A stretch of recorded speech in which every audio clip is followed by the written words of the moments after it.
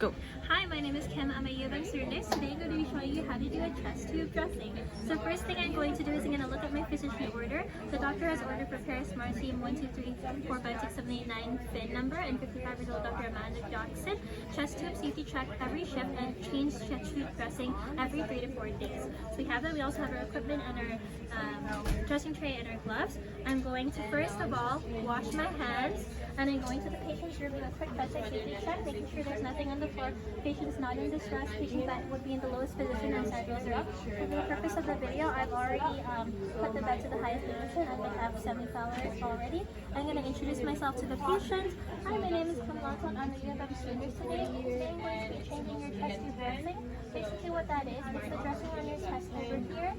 We're going to be assessing the site and the drainage as well. And we're going to be cleaning around that site to promote healing and prevent infection. So that's why I explained the procedure to the patient. But first I'm just going to check your armband to see if you're the right patient. So they would have an armband here. In this case, I think it's right here. So for Paris Marcy, you can want to 55 years old Dr. Amanda. So that's the right patient. Can you please confirm with me your name and birth date and any allergies you may have? Great. So now I've explained to the patient. I've gathered their consent. I'm just gonna move along here to do my first safety check. So I would have washed my hands already. I'm going to check that the suction is turned on. So this should be turned on. Yeah, so it's turned on and it's on continuous low suction. So everything is intact, the suction works okay. I also see the presence of normal saline and sterile water, and I should have two clamping forceps with me. That is to see if for any air leaks or bubbling on the chest tube. So that's there for that. I'm gonna move along here around the room. And I'm going to look at my collection system. So I see here, first of all, it's lower than the patient's chest tube site. I'm going to look here at the collection chamber first. There should be a tape mark with the last nurse who has assessed the collection chamber with their name and designation, the date and time, as well as the amount of the drainage. So for example, it would be 100 milliliters serosanguinous draining, amount, color, drainage. I'd move on to here, a check for titling. If it was on, the titling would go up and down. I'm also going to check the water seal chamber. If there was light bubbling or champagne bubbling, that's okay, but if there were bigger bubblings, that would mean that there is an air leak and we'd have to figure it out where it was. And I'm going to look at the seal here for the dial. I see that's at the prescribed -20 H2O as indicated by physician's order, and the orange ball is visible and floating, so that's good, it's intact. The tubes are connected. I'm going to follow the tubing here. There's no case or occlusions here. Oh, sorry, wrong one. So it's this one. There's no kinks or clamps. Okay, and I'm going to follow it along the chest tube dressing. Hi, sorry, I'm just going to expose you a bit. Is it okay if I lift your arm? Great. Okay, so I'm feeling around the tube. The whole dressing is dry and intact. I'm feeling around for subcutaneous emphysema. There is none, and it's already been inundated by the owner, so I'm going to change the dressing today. That's good. Now I'm going to wash my hands and get my chest tube dressing supplies ready. I'm just going to put this here for now. I'm going to wash my hands and put my gloves on. Actually, not yet. Okay. Using sterile technique, I'm going to leave a 1-inch border.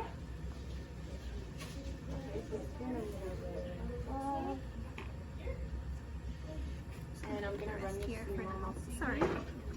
And put a new glove on it. Okay, and I'm just going to move the tray a bit. I'm not going to be needing this one, so I'll just put this right here where the garbage will be. And I'm going to go tip to tip.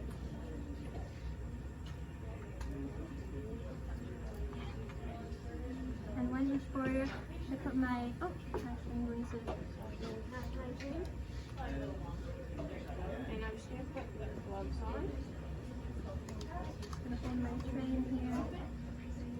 And I'm going to use my garbage here.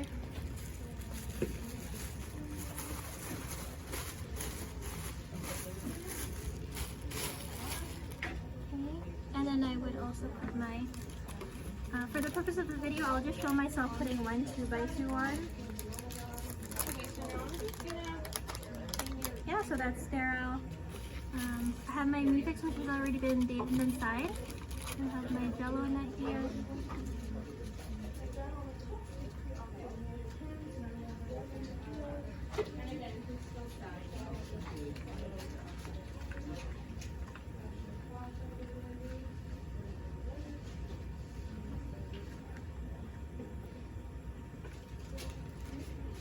And my normal saline facing the cap is upwards, so it's still sterile.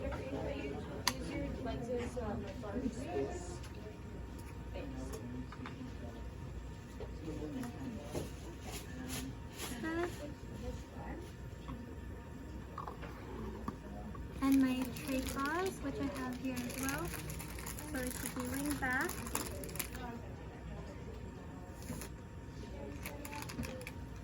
So now that I have that, I'm going to wash my hands again, and then I'm going to put my new gloves on so I can remove the old dressing. I'm going to make sure to stabilize the tube to prevent yanking, otherwise it will cause dislodgement and a potential air leak.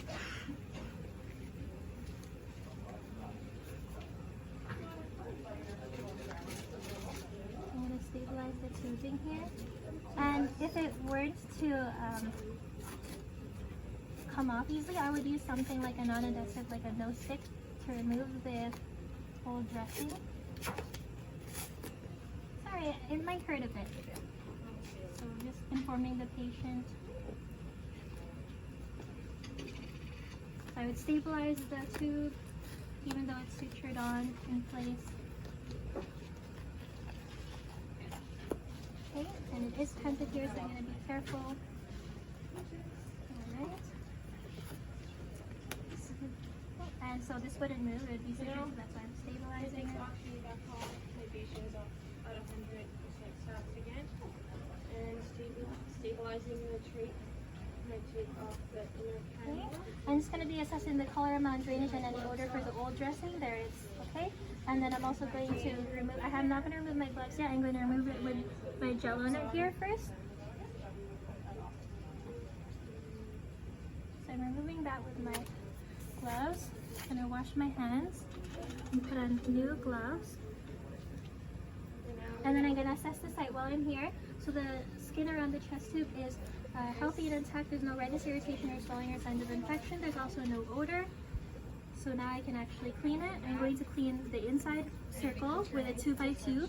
And then I'm going to also clean with the outside 4x4. And then also clean the top and bottom of the chest tube. And then inspect for any drainage, there's no drainage. Okay, so I'm gonna go one inner circle, one swipe per way. Okay, I'm gonna do another one.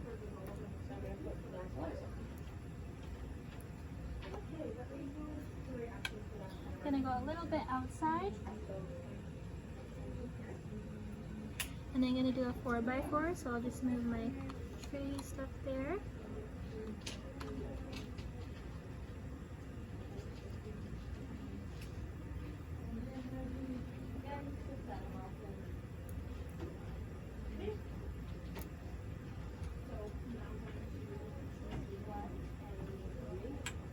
And I'm going to clean on the outside. That's good. And then I'm going to clean top and bottom of the chest tube.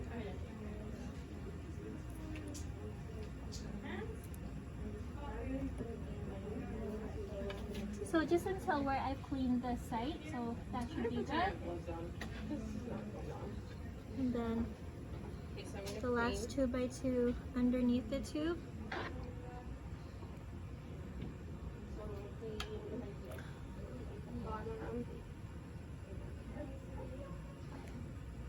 Okay, and here I have made a drip on my sterile field, so that's a minute off. Otherwise, I'd make sure to get another dressing tray, and I would have to ask my second nurse to grab that for me, and we'll do the sterile technique all over again. Now I'm going to dry with the 2x2, inner circle, and then outer circle, and then the chest tube as well.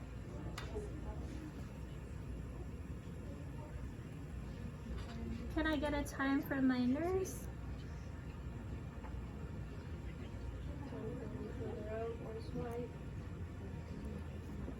Okay, so we're going another outside circle, and 4x4 here.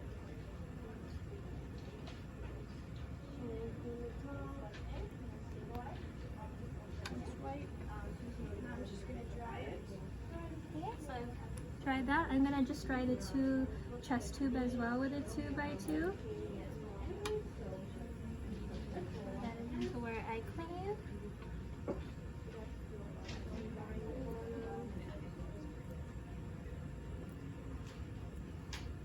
And I'm just gonna go on the bottom here. Perfect. Now I'm gonna apply my gel on it. And that's just going to make this side around the chest tube more secure. And it will prevent air leaks. I'm gonna twist it here. And it's okay if I touch my forceps with it too, because that is where I cleaned already and it's sterile to sterile.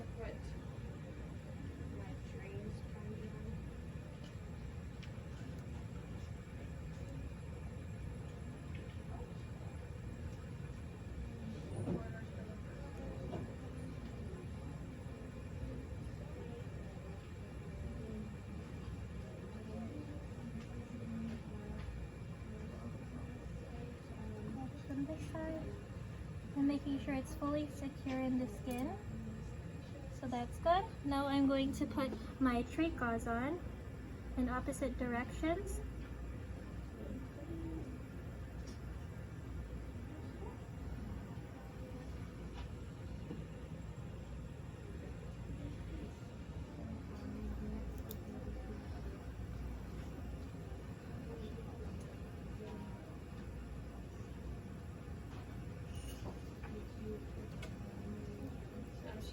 Secure. Okay, now I'm going to put my 4x4 on. That's good. Depending on the doctor's order, they might do 2, but 1 is okay. And then I would just finish off with securing with my mucix, which has already been signed and dated with my name and designation and the date. So I'm going to rip it apart. I'm going to clean up my bedside, lower the finishing.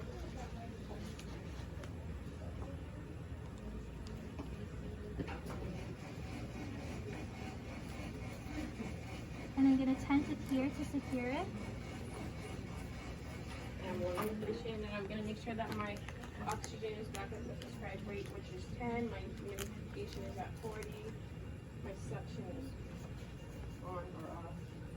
So just touching this part here. Between 80 And then this one here. I'm doing a efficiency check to see if that's all done with duration. I'm just going to use some scissors to cut some scissors here. Just a little bit.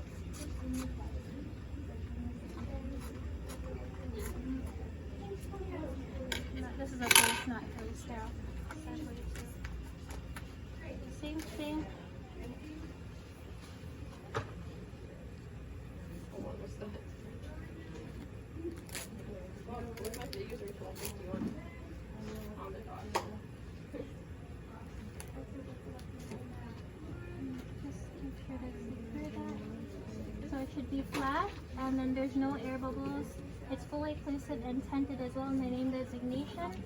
And then I just make sure to put my patient's arm back in the position, and then monitor his O2 stats as well as document my chest tube dressing, including how the patient tolerated, as well as the supplies we use, and what we're going to look for the chest tube dressing care. So every 4 days as well, and we are also going to document about the chest tube collection system, color amount, drainage, if there was any air bubbles or air leaks, how the old drainage and skin around the chest tube look like, and we're going to do wash your hands, do a bad temperature check, make sure the bed's in those positions, charge rolls are up, cleaner supplies, document, and